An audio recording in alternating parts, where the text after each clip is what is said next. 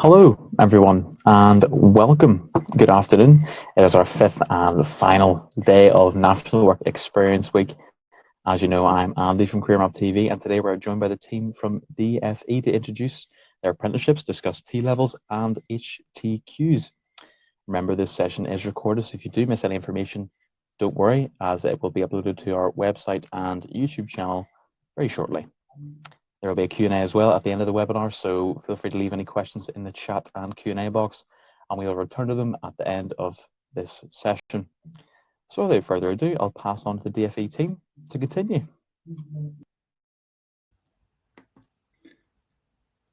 Good afternoon, ladies and gentlemen. My name is Bradley. I am the contract manager for the ASK programme in London, that being the Apprenticeship Support and Knowledge for Schools and Colleges programme. We are fully funded by the Department for Education, a free service for all schools and colleges to use. And on behalf of the Department for Education, I'm here to speak to you today about 3 vocational pathways, that being apprenticeships, HTQs, and T-levels. We are also very lucky to be joined by Martha and Sam today. Martha being a degree apprentice herself, Sam also being a degree apprentice, but he was formerly a T-level student, so he'll talk to you about that journey, and Martha will talk to you about the apprenticeship journey. Okay, so without further ado, because we've got a lot to cover, let us make a start. Okay, so first of all, we're going to be talking about apprenticeships. All right, now what exactly is an apprenticeship? Well, an apprenticeship is an on-the-job training program that mixes work with study, for which the apprentice always gets paid, and at the end of the program, the apprentice graduates with a qualification that entitles him or her to work in his or her chosen field. All right. So every apprentice is employed, and they have a contract of employment, and they are paid a salary. Please don't confuse apprenticeships with internships, which is unpaid labor. Apprentices always are paid a salary. The apprenticeship salary range varies an awful lot. Sometimes you'll see apprenticeships with a salary in the low teens, other times into the high 20s. Okay, so wide range of variation, sometimes even within a certain role. So please do shop around and look for those higher salaries. But on the other hand, remember, even if you're looking at a lower salaried apprenticeship, no one pays you to go to college or pays you to go to university. At least you'll be earning a wage whilst you're studying towards that qualification. Now, an apprenticeship, as I said, is a mix of work and study. And an apprentice will spend 80% of their time at work, learning from the experts, getting paid, and 20% of their time studying, either at a college or university or another training provider, depending on the level of apprenticeship. All right. Now, there are a number of different qualifications or levels of qualification you can get through the apprenticeship route, and we'll talk more about this in a moment. But some are the equivalents of GCSEs and A-levels, usually studied for at a local college, and you can start those courses from age 16. But you also have higher and degree level apprenticeships. They'll get you a foundation degree or a full degree, or maybe even the master's degree through the apprenticeship route now. Okay.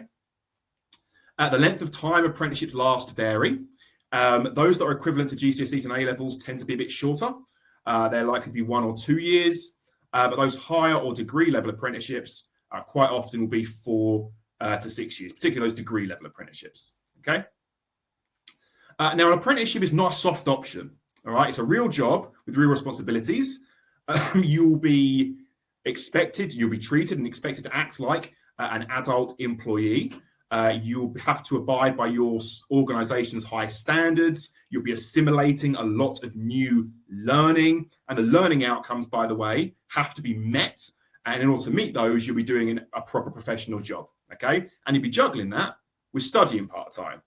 So it can be quite taxing. A lot of apprentices say they find it quite hard to begin with. And I'll be interested to hear from Martha how challenging she found that adjustment when she started her apprenticeship.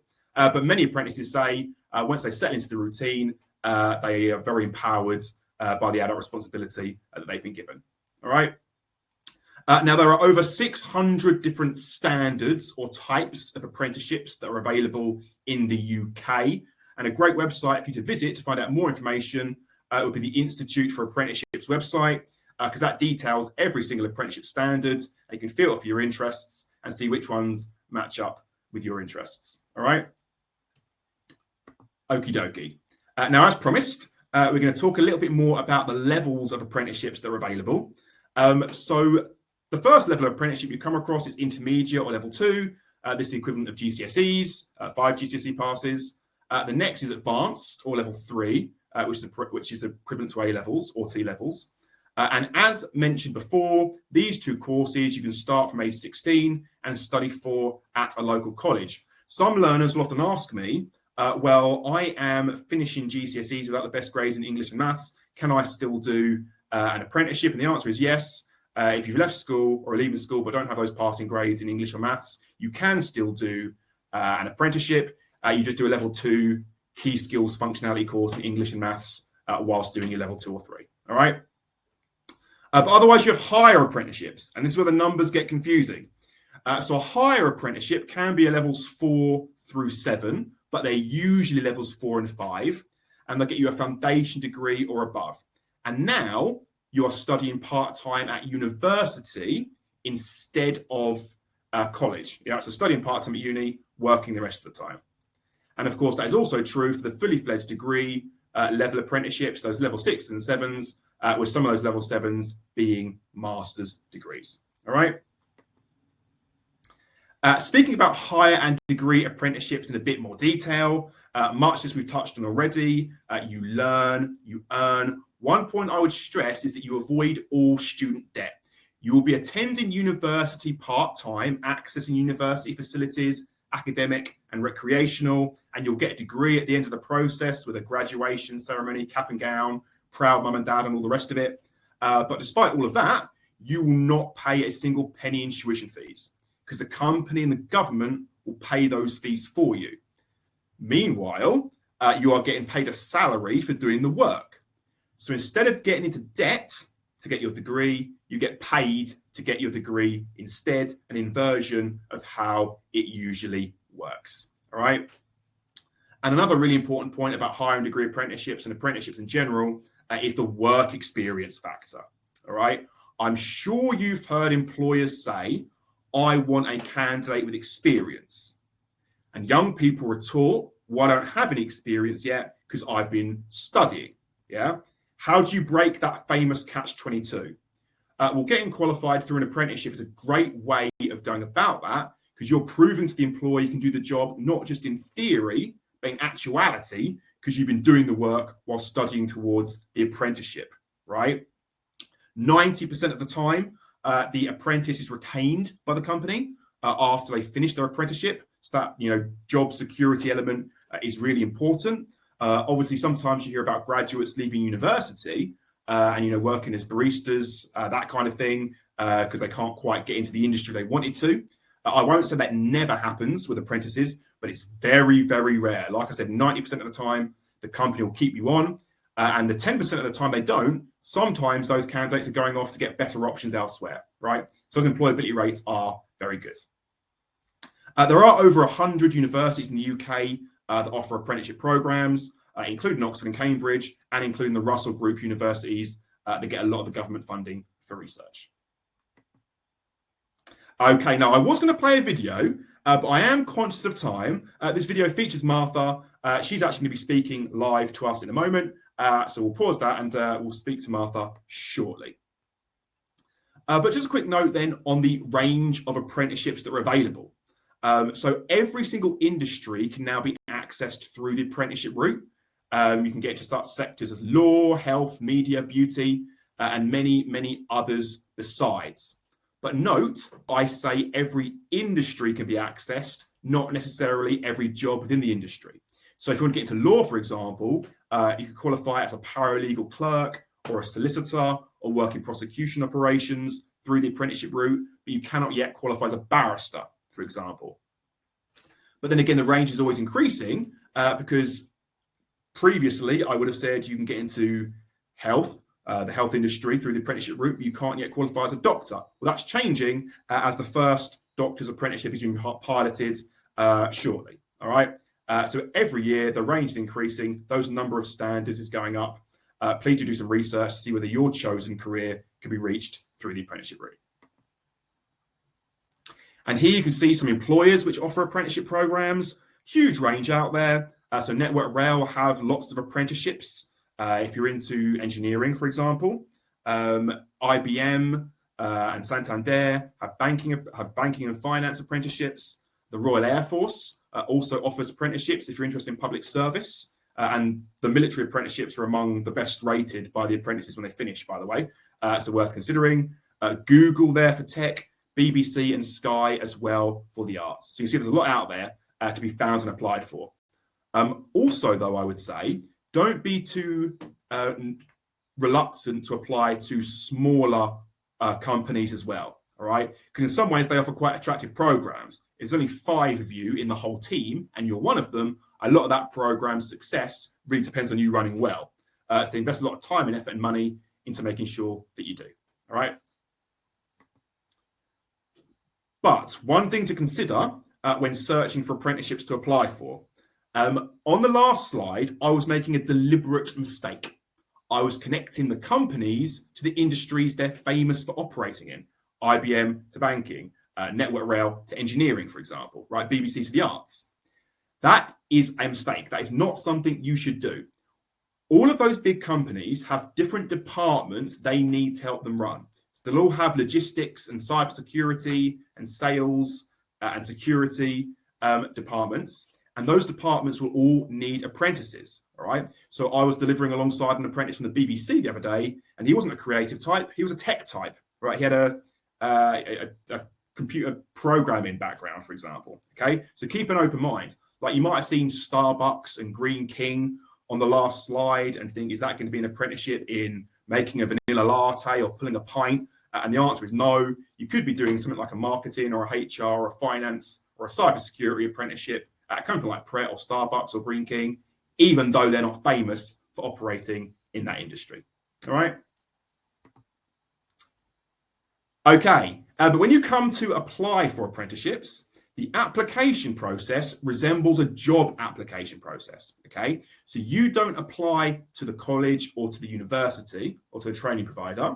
You apply to the employer themselves. And for that reason, the process resembles a job application process. All companies do it slightly differently. Like most ask for CVs, but BT don't, for example. Many of them have online testing, especially for the larger companies. Assessment centers are quite common. But like I said, the normal kind of hoops you jump through a job application process will be the same in your apprenticeship application process.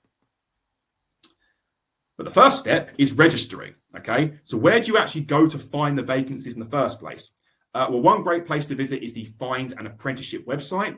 This is the largest database of apprenticeships in the country, between 10 and 20,000 live vacancies at any one time. It's very user-friendly and easy to use.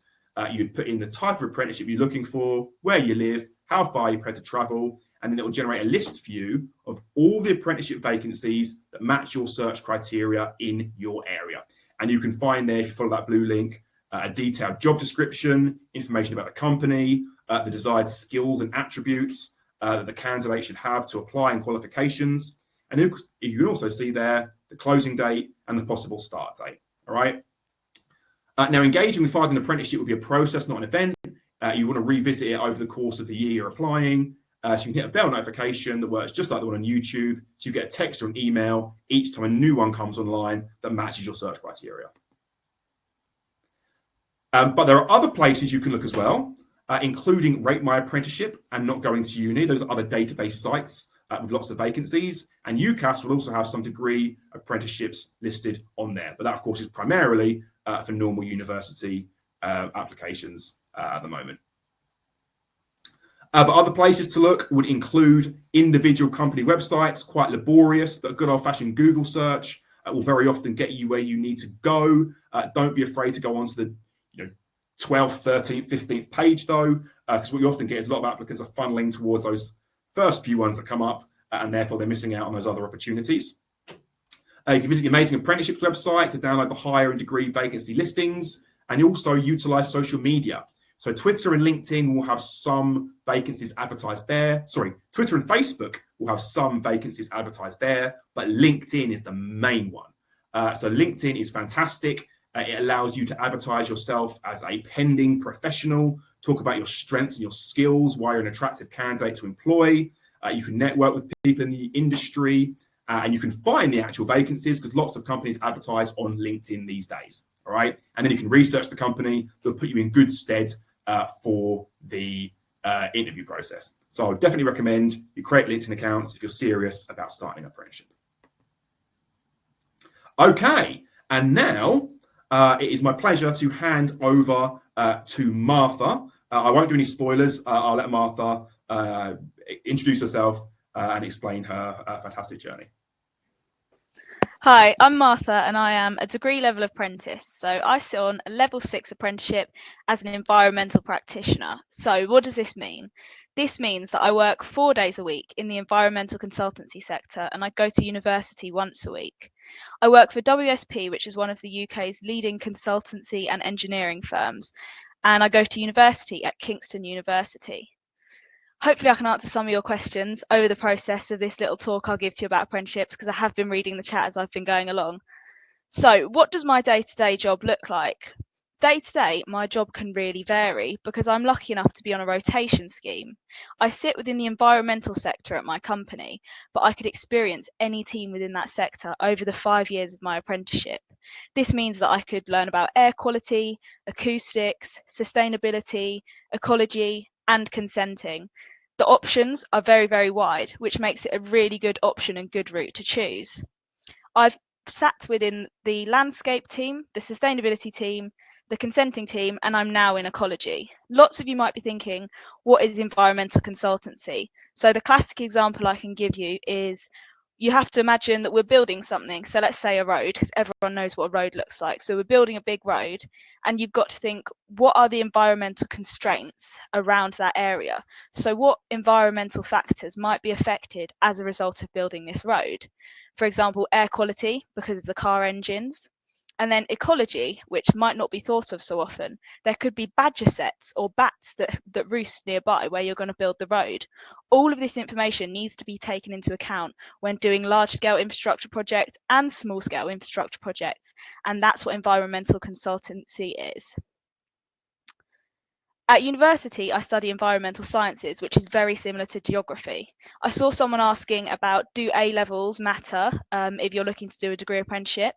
And to some extent, not really. If you get the grades in the A-levels you choose, then your options are still very wide. You don't cut yourself off based on your A-levels, because I did physics, maths and product design, which doesn't necessarily link to environmental sciences. I didn't do biology or geography, which would typically link to environmental sciences, but I was still able to access this route. So what made me choose an apprenticeship? I knew that the traditional university pathway didn't suit me as a person.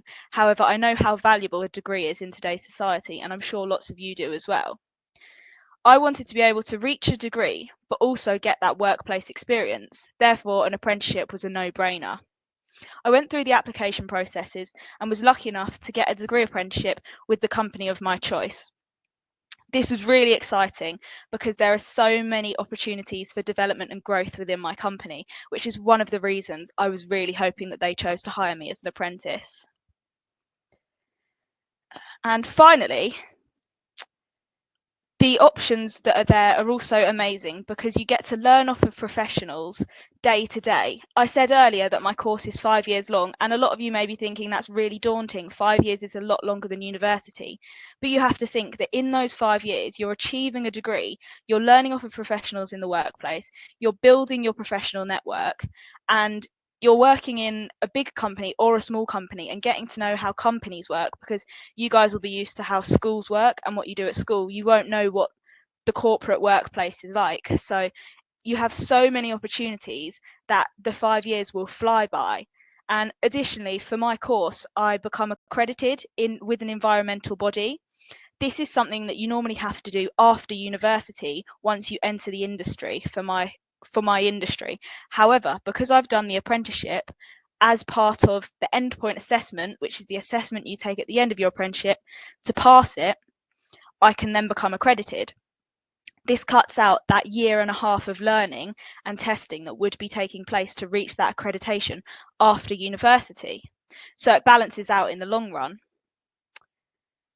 And finally, I would say, if you're thinking about doing an apprenticeship, do your research, use all the websites that Bradley mentioned because they're amazing. I used those websites when I was looking. Look on companies' websites and look at their values and what projects they might have done if they're a construction firm, or what they do day to day. Because if you go into your interviews and your application processes with that sort of knowledge, then you're going to seem passionate about your role and what you want to do, and you're going to be much more likely to be successful at securing an apprenticeship in the job you'd like to do. So I'll say thank you. I'll switch off my camera and mic, and I'll be happy to answer any questions in the chat box later on in the Q&A.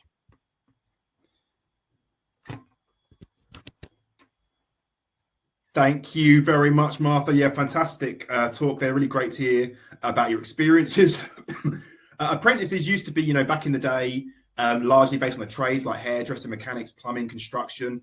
And it's just so great to hear about how broad the options are now, like environmental consultancy. It must be so exciting to be getting a degree whilst working in a field like that and getting that housing experience. Sounds absolutely awesome. So yeah, thank you for that. But now we shall move on and we will talk about T-levels. Now I wonder, could I have this T-levels film played, please? It's no worries if not, if any tech issues or bump out.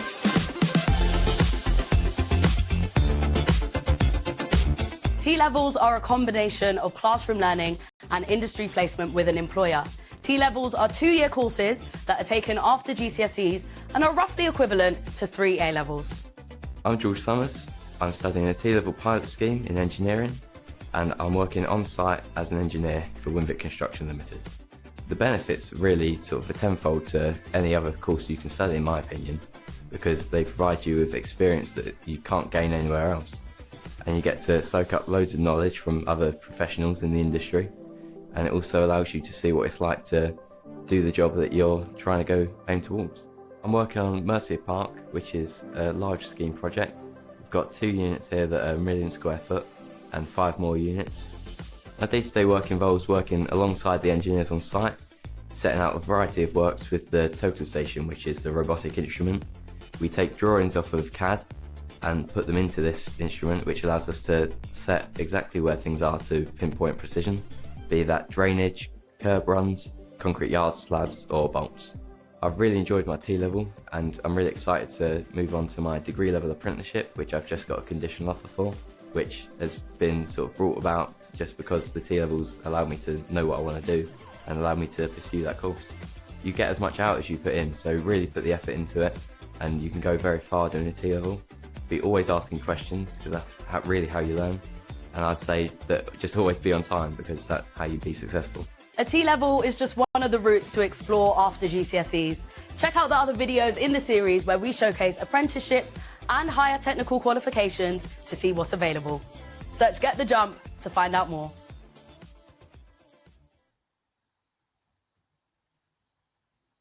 Lovely. Thank you very much indeed. Okay, so T-levels. So T-levels are an alternative course to A-levels, okay? They are equivalent to A-levels. They're the same UCAS points, for example, and you start them from age 16. Now, T-levels involve a 45-day industry placement. That's 315 hours or roughly 9 weeks worth of industry placements, okay? So you're mixing an industry placement with study, all right? Now, they have been designed by employers to ensure that young people are endowed with the skills that the industry they want to work in needs, okay? So that's really critical. They've been designed by employers to make sure young people are suitably skilled and also work ready. Now, you do have the option of starting an apprenticeship at age 16, but that means you'll be spending 80% of your time at work, right?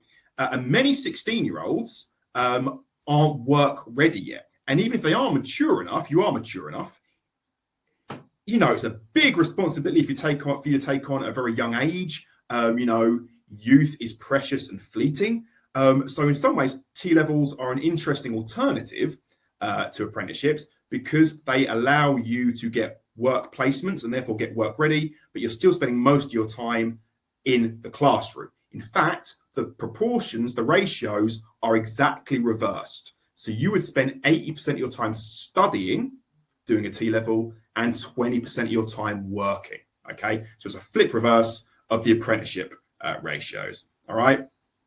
Now, there are currently 16 T-level courses available, with 2 more pending by the end of this academic year. And by the time all of the T-levels are rolled out, you'll have 24 courses that are currently planned, okay? Now, if you do not have your passing grades in English and maths before you start your T-level, you can do a key skills functionality course in English and maths as you go on whilst you're doing the T-level, all right? The progression options are quite exhaustive, and you'll hear from Sam shortly, who did a T-level, completed it, and he's gone on. I won't do spoilers for Sam. I'll let him talk about his own journey, but he's progressed onto other things. That's not been the end of his education and training journey. Sometimes a T-level student who is now work ready, so done the work placement, sometimes they'll move on to a degree level apprenticeship, a higher or degree level apprenticeship after their T-levels. They might move on to a HTQ, which we'll talk about later in this session. They might go on to a normal university, or they might go on to just regular employment. Okay, so those are all the progression options you can have from completing a T-level course. Now, here are the T-level courses as they have rolled out. They were launched in 2020. We had design, surveying, and planning for construction there. Education and early years was there. The next year, we had building services and engineering for construction, healthcare science, digital support service, on-site construction. Next year, such initiatives as finance, accounting, engineering, manufacturing, processing and control is there. And in September 23, we'll have agriculture, land management and production, as well as legal services being launched. All right. And there'll be a further rollout in September 24. So you can see there the range of different T-level opportunities that are out there. You hear the words, technical, and you might think, oh, is that going to be all the hands-on stuff, like your construction roles, etc.? No, clearly not necessarily. You can get into industries like accountancy and finance through the T-level route. Once again, securing you those A-level equivalents with the same UCAS points, so you can progress on to university afterwards. All right. Here are some examples of colleges that run T-level programs, because a study part, the 80% study, will be usually at a college or a sixth form centre. So I've tried to be as pan-national as possible, as I know this is going live nationwide. So Bath College, for example, in unsurprisingly Bath, offers subjects such as design, surveying and planning for construction, education, childcare and health. Gateshead College, up in the northeast near Newcastle, offers digital business services, digital production, design and development, digital support services, education and early years, amongst others. And Newham Sixth Form College in East London offers health, finance, education and early years, design, surveying and planning for construction, amongst others. Okay. There's a fantastic website you can visit, Find My T-Level, that will allow you to put in your postcode, and it will show you all of the T-levels that are near you. Okay, so if you want to know, right, great, T-levels sound fantastic, but which colleges offer them in my area? Visit the Find My T-Level website, and that will allow you to find out which colleges are offering it at a commutable distance from your home. Okay, and at this stage, it's time for me to take another pause and to hand over to Sam, a former T-level student. Sam, over to you. I'm Sam. I studied a T-level in design, surveying and planning for construction, which was a 2-year course back in 2020. Sorry, you'll just have to give me a moment. I'm now a degree apprentice working at Sweco UK, which are Europe's leading design, engineering, environmental and regulatory consultancy. I'm on a 4-year degree apprenticeship course as a trainee technician studying a BSc Honours in Civil Engineering, which is a level 6 course.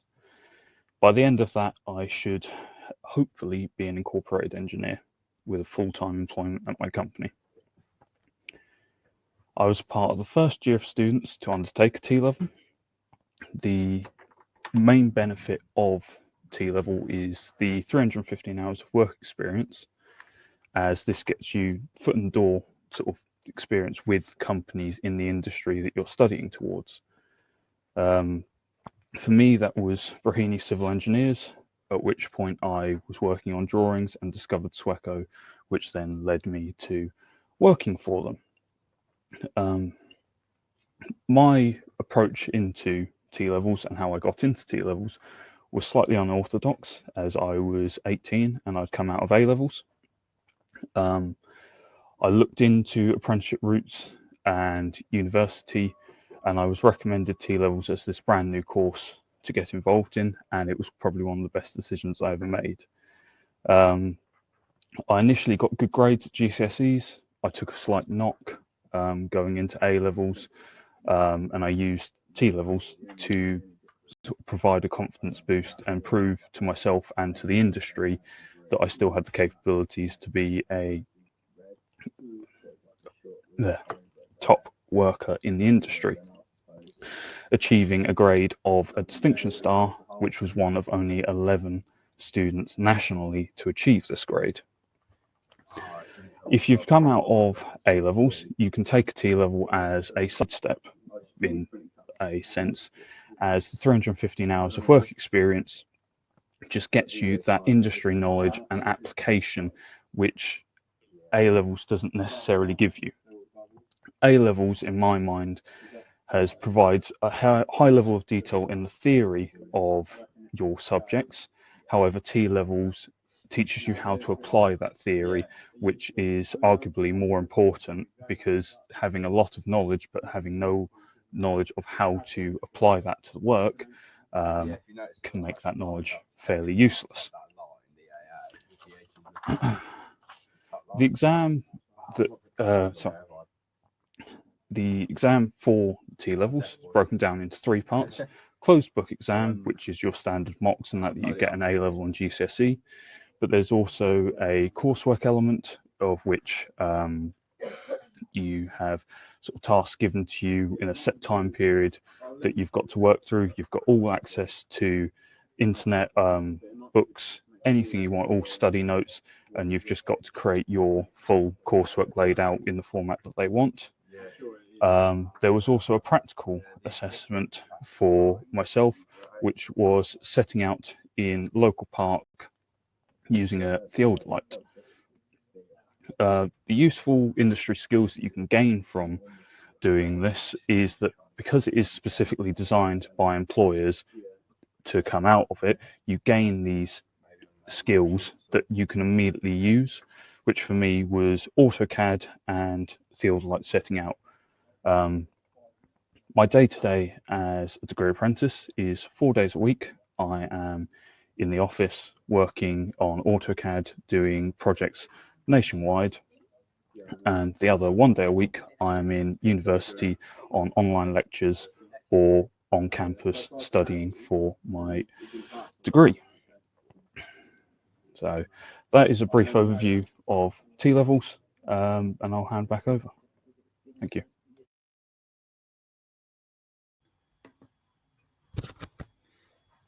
Thank you, Sam. Yeah, that was fantastic. Really great to hear about the totality of your journey there. So I get T-levels, they're slightly novel, they're new. People sometimes worry about them. Are they actually going to lead me to a good place? We can see in your journey that you complete your T-levels to great success, and then you've gone on to a degree level apprenticeship afterwards, and a very promising career awaits you in the future, I have no doubt. So a great T-level success story there from Sam. Thank you very much for that. Much appreciated. All right. Okay. And then we move on to the third and final oration, or presentation, I should say, before we move to the Q&As at the end of the session. And we are talking now about higher technical. We are talking, about higher technical qualifications, HTQs. All right. So what are HTQs? So HTQs are so if you imagine, HTQs are quite new at the moment. There's only one currently available in the UK, but others are launching in the coming years, and we'll talk about those courses being launched later in the presentation. But they combine the following elements, okay? So HTQs are level 4 and 5 courses, all right? Now, remember, level 4 and 5 courses are between A-levels, T-levels, and between degree level, okay? So they're in between A-levels and T-levels and those degree level courses, okay? Not every level 4 and 5 course is a HTQ though, all right? So what makes a level 4 or 5 course a HTQ? You have to combine it with technical education. So education which delivers the knowledge, skills and behaviours necessary for learners to meet occupational standards as defined by employer groups via the Institute for Apprenticeships and Technical Education. Okay, so to elaborate on that further, we have a video here, and if we could play that video, please, I'd be much obliged. And then we'll talk about HTQs in a bit more detail momentarily. Say hello to higher technical qualifications.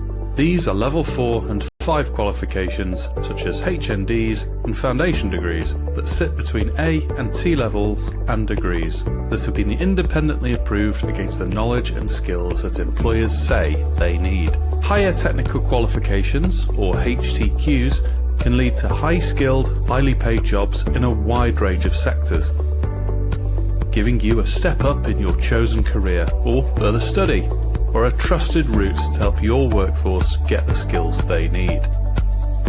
The first higher technical qualifications and digital qualifications, taught from 2022, cover jobs like network engineer, software developer and data analyst.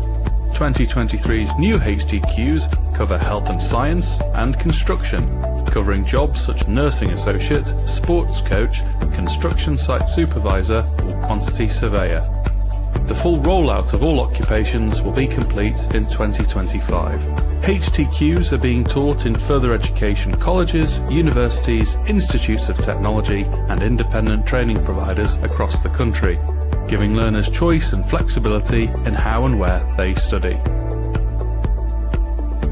We want higher technical education to be a prestigious and popular choice to get ahead, and HTQs will be a high quality option alongside apprenticeships and degrees.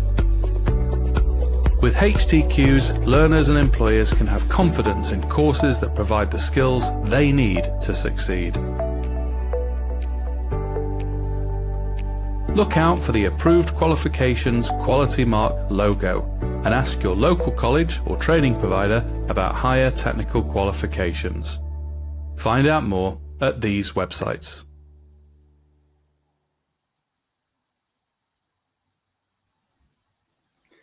Okay, so to elaborate a little bit further on that video then. So HTQs are level 4 and 5 courses. There might be courses that exist already or courses that are new, and they are taught at colleges, universities, or training providers. Okay, once again, those level 4s and 5s are between A-levels, T-levels, and those university and those degree level programs. All right. Now, for a level 4 or 5 course to be a HTQ, it has to have met 15 employer-led standards. Okay. Now, what does that actually mean in practice? Well, basically, it means that leading employers in a given sector or industry have come together and decided what the key skills the labour force in that sector, industry, or job role would be. They then judge whether or not a course meets the criteria, meets those 15 standards, and if it does, the course becomes a HTQ. So HTQ, it's not a reinvention of the wheel. These level 4 and 5 courses exist already. HTQs, by the way, are entirely classroom based, but it's a quality assurance stamp. you can be assured if the level 4 or 5 course you're studying is a HTQ, that you will definitely be endowed, well, you'll be endowed with the skills that employers are looking for that industry, for that role. Okay, so that's what the difference is between a level 4 or 5 course that's a HTQ and one that isn't. Okay, you see that little logo in the corner there, by the way, the HTQ cog. That is the quality assurance stamp. If you see that stamp, you know you're getting a high quality course that, like I said, meets those 15 standards for the industry. Good news, if you're studying towards a HTQ though, as of September 2023, HTQ students will be eligible for student finance, okay? The same kind of maintenance. Well, if the HTQ lasts longer than a year, a HTQ student can apply for tuition fees and maintenance loans, the same way that a full degree student would be able to. And that's true even if they're not studying at university. Because remember, HTQs, you can do them at uni or at college. Either way, you can apply for those loans. If the course is less than a year in September 23, you will only get the tuition fees though, not the maintenance loans, okay? So yeah, those are HTQs in a nutshell. But here we can see the planned rollout of the HTQ courses. So this year, in the first cycle, we've had digital. Next year, September 23, you have construction and health and science. Following that, you have business admin, education, engineering and manufacturing, legal, finance and accounting. And then finally, in September 25, you have agriculture and environmental animal care, care services, catering and hospitality, creative and design, protective services, and sales and marketing. Okay. So as I mentioned before with T-levels, you know, work readiness is something that not all, you know, young people have at age 16. And it may be that they don't want to take the burden of working part-time, doing an apprenticeship on their young shoulders yet. Well, HTQs allow you to be doing a high-quality course that's designed by employers and led by industry experts, with you remaining in the classroom, okay? So if you're a young person who prefers the classroom environment, prefers learning in the classroom environment, HTQs are for you. If you prefer industry placements, then either a T-level or an apprenticeship might be for you. But if you prefer the classroom context, learning in that environment, and we all have different learning styles, many people will have that learning style, a HTQ might be your preferred option, okay? Okay, we have a final video here. If we could play that, please, I'd be much obliged.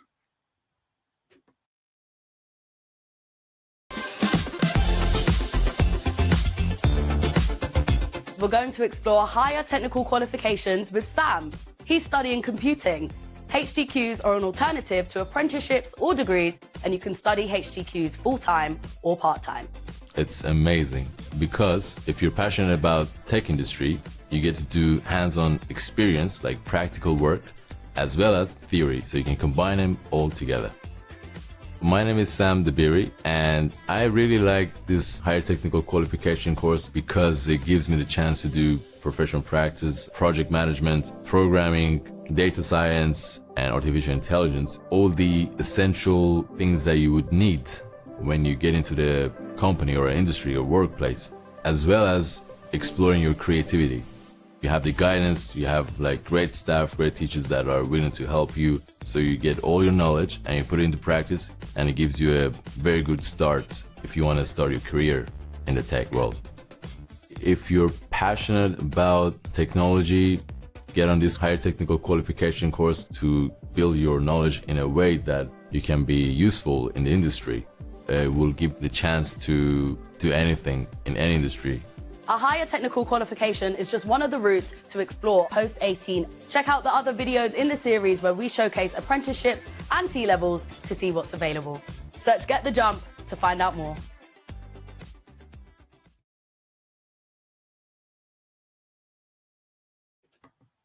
Okay, that's great. Thank you. Oh dear, I keep flickering. There we go. Thank you very much indeed. Okay, and that takes us on then to the end of the presentation phase of the session today. Other places you can go to find further information around apprenticeships, for example, would be the apprenticeships.gov.uk website. AmazingApprenticeships.com has information around T-levels and also apprenticeships. And Amazing Apprenticeships is a great place to visit because it will provide you with support and advice around each stage of the application process. All right. So applying for apprenticeships can be a bit unwieldy sometimes, a bit like applying for a job. If you don't know how to write a great CV, or you don't know what to expect from assessment centres or online testing, there are resources on Amazing Apprenticeships that will support you through that process. Please also visit Get the Jump, Skills for Life, which will have a wealth of information around all three of these options. Okay? Amazing. Thank you very much. That was very insightful. I will also add to that, you can always use Career Map. They have some good search engines on their website to look for apprenticeships, jobs, and just a career in general. So let's crack on. And we have a lot of questions to get through here, so we will crack on into them. Let's see here. Xavier says, do I need to study relevant qualifications at a level to the apprenticeship? What was that, sorry? Xavier says, do I need to study relevant qualifications at a level to the apprenticeship? Probably qualifications that cohorts with the apprenticeship. Yeah, so the apprenticeship programs will have entry criteria. They will ask for certain qualifications, some of them necessary, some of them a bit more flexible. What I would suggest you do as your starting point is visit that Find an Apprenticeship website I mentioned. It has current live vacancies, and it will tell you what the entry criteria is for the various apprenticeships on there. So you filter for your criteria, the kind of apprenticeship you would like to do, and you'll get a flavour then of what kind of entry criteria the companies are asking for. Amazing. Here's a very good question by Shauna. Says, how come with an apprenticeship you can still get a degree? Why does school push the full-time uni route so much? I agree with that. So, because I didn't know what an apprenticeship was until like 3 years ago. Yeah, I mean, the apprenticeships, they are a fantastic option for the reasons we've discussed. You know, you get that work experience, you get that salary, you avoid those tuition fees. As for why schools push the conventional option, the more traditional option of university, partly it's because it's what people are used to. You know, I used to be a history teacher. I went to normal university. It's what I knew, what I'd experienced. I was very fluid talking about it. So I've gone through it myself. The memories have got a bit rusty now, I must say, as these have ticked on by. But I think there's an element of that. And again, just because these programs are newer. One other, I suppose, potential roadblock is we've got an odd situation, particularly in London, where my program operates, where we have apprenticeship vacancies going unfilled, but at the same time, apprentice applicants are saying, well, we applied for 10, 15, 20 and didn't get one. And again, that's like I was saying earlier, you're all funneling into the same high profile vacancies and applying for those and not broaden your search out enough. But teachers and careers leaders are aware that young people are putting on all that effort, so that might be deterring them from advising the apprenticeship route as well. But that risk can be mitigated just by broadening your search and applying for a wide range of companies.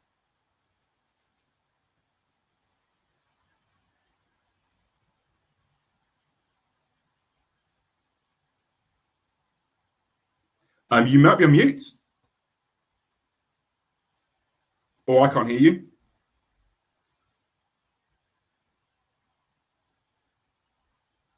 I can't know. I don't know if it's just me though, or if it is others on the call. Maybe someone in the chat can just let us know. Can you hear me now? Yes. Yeah, perfect. Sam and Martha, are they coming back for the Q&A? They might have some insight as people have experienced it that I don't have.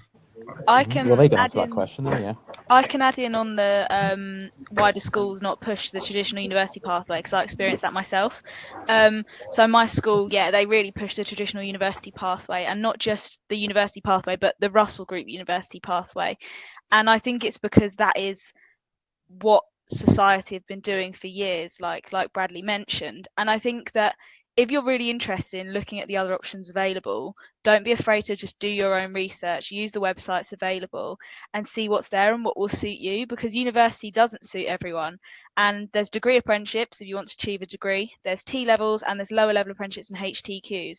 There's so many options out there, but careers advisors don't know as much about them at the moment, or will just push the normal pathways that they know. So don't be afraid to challenge the status quo and just look into what you're interested in, and don't worry about what anyone else says or has to offer you advice, because at the end of the day it's your educational journey. So make those decisions that will suit you and benefit you in the long run.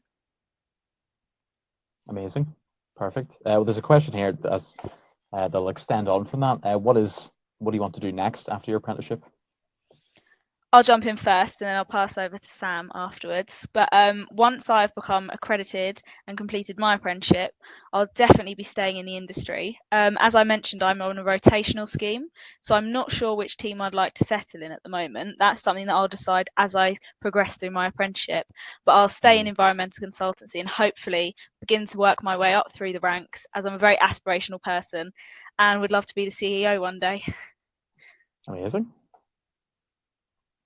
Yeah, I'm the same as Martha, really. I can get this degree at the end of my apprenticeship, and hopefully, if I do well enough, I will be an incorporated engineer, which is a fairly high standard. But yeah, I'd look to stay with the company I'm with, although this skill is transferable, so it opens plenty of doors out there. However, they're a lovely bunch here at Sweco, so I think I'll be staying here. Amazing. Well, as you said, they're transferable skills. Got a question about transferable skills. What transferable skills have you developed through this apprenticeship? Apart from public speaking, obviously. Well, like I mentioned previously, AutoCAD is a major benefit because you have Autodesk. They produce a lot of products such as Civil 3D and other sort of CAD products out there. They are commonly used in the industry, and having a fundamental knowledge of how they work and how you can operate them can get you in at entry-level jobs as a trainee, and then from there you can quickly work your way up the ranks as you sort of build your engineering knowledge or just general industry knowledge from those around you. Because I went into this having a basic understanding from my T levels, but the amount that you learn from just having experienced members around you as a part of the team is invaluable. You're right.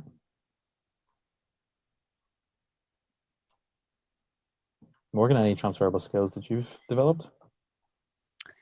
Yes, I'd say there's a lot of soft skills that you develop when you go through an apprenticeship, because you're working in a company, you're learning about how companies work, 'cause it's very different to anything you've experienced before.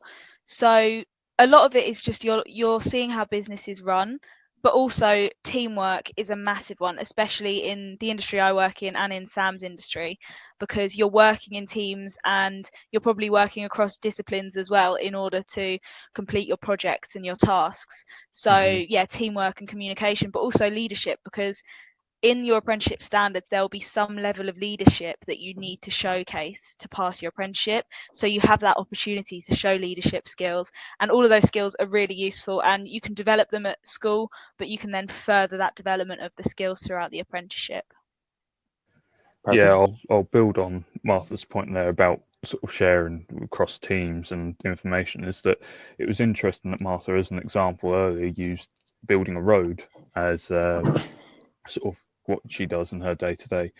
For me, that would be, I'd potentially be producing the layouts and the curbs and how the drainage is going to work and all sorts of stuff like that. And so sort of I'd potentially do the preliminary design and then pass it off to Martha's team to then do an assessment.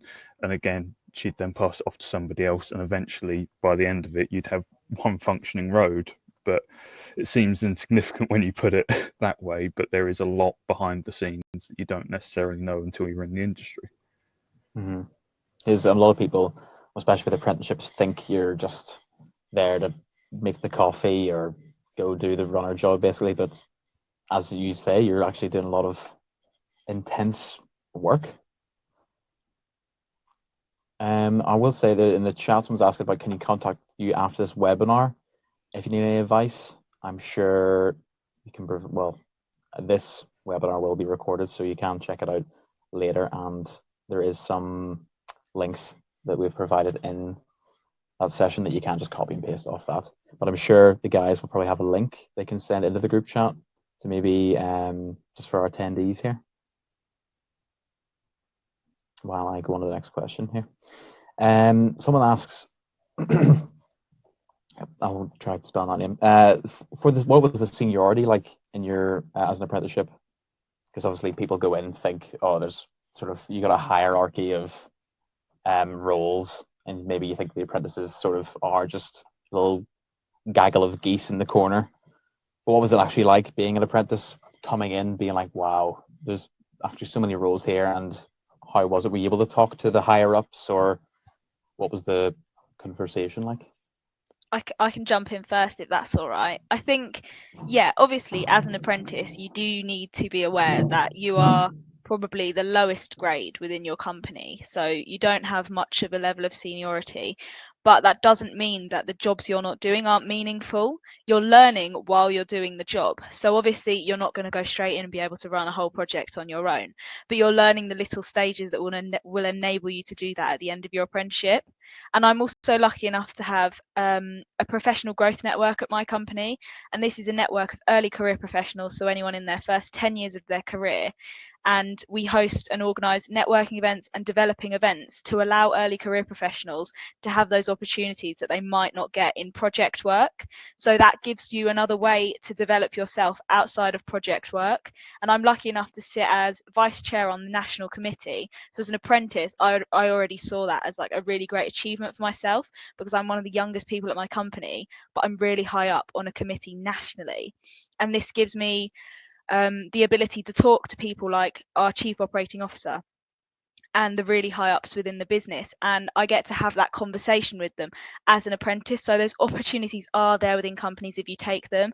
It's just about being open to taking opportunities and taking every opportunity that comes your way. Yeah, and from my experience here, I can only talk about the company I'm with, but commonly referred to as a team of teams. The team I'm on comprised primarily of apprentices. I'm the lowest in my first year, but we've had second year, we've had some on the old scheme, one of which has just finished the 6-year long scheme, and all of us learn off of each other and develop, and it's encouraged to work more and more independently on projects, such as I'm fairly new into this role. I'm not even a year in, and I've already been tasked with sort of managing my own sections of projects, which is sort of invaluable to sort of get to grips with. But additionally, if I wanted to talk to one of the higher ups in the company, I know that multiple times in my short time I've been with my company, the president of our UK branch has come into the office and spoken to many of the members around the office. And if I wanted to chat with him about something or raise something, I could easily walk up to him and chat to him like just about anybody else in the office. So just because you are an apprentice doesn't, the job title doesn't define you. Essentially, you have a lot of knowledge and skills that you are developing, and just making connections to those in the industry just gets you out there and you learn from them. So yeah, amazing. There you go, guys.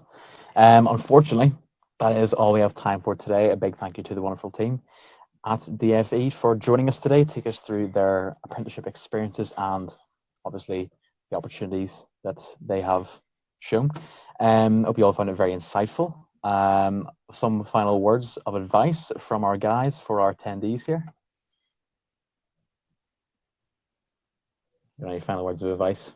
I would just say, you do you. You've got you've got a smorgasbord of options at your disposal.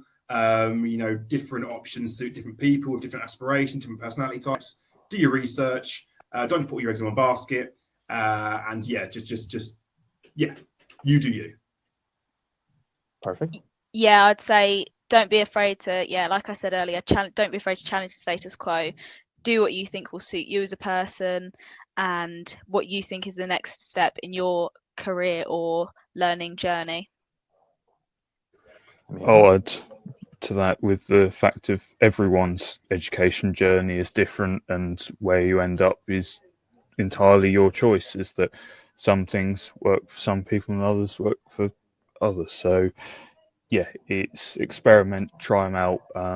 One of the greatest things I learned was just sort of saying yes to opportunities that came my way. So that's got me where I am today, and I can't complain. Can't complain. Thank you very much, guys. And thank you, everyone, for attending this entire week. National Work Experience Week is over. Everyone can enjoy the bank holiday weekend, and I hope I'll see you all in the next webinar session. Thank you very much, and cheerio, everyone.